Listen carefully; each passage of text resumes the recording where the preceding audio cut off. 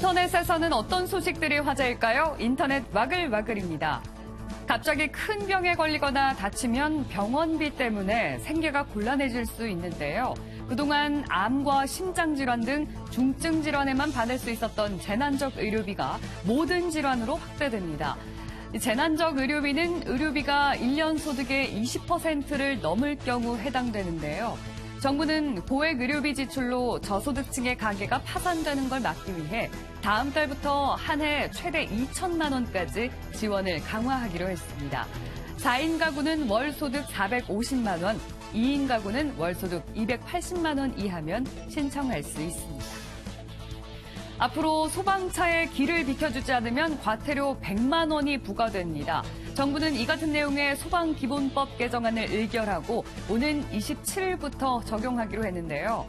앞서 지난해 사이렌을 울리는 소방차에 진로를 내주지 않거나 소방차 앞에 끼어들거나 가로막는 행위를 하면 200만 원 이하의 과태료를 부과하는 안이 만들어졌는데 그 액수를 명확히 한 겁니다. 소방차의 길을 터주는 건 이제 양보가 아니라 의무라는 사실 명심하세요. 지난주 있었던 6.12 북미 정상회담 결과에 대해서 미국인들은 대체로 만족하고 있는 것으로 나타났습니다. CNN에 따르면 북미 정상회담에 만족한다는 답변은 52%로 집계됐는데요. 이번 정상회담에서 이익을 얻은 쪽을 평가해달라는 질문에는 응답자 40%가 김정은 위원장을, 35%는 트럼프 대통령을 꼽은 것으로 전해졌습니다.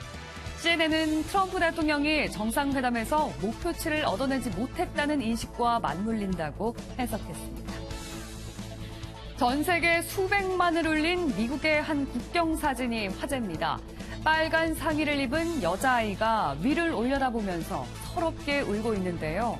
엄마라 보이는 여성은 국경 순찰대원으로부터 몸수색을 받고 있습니다.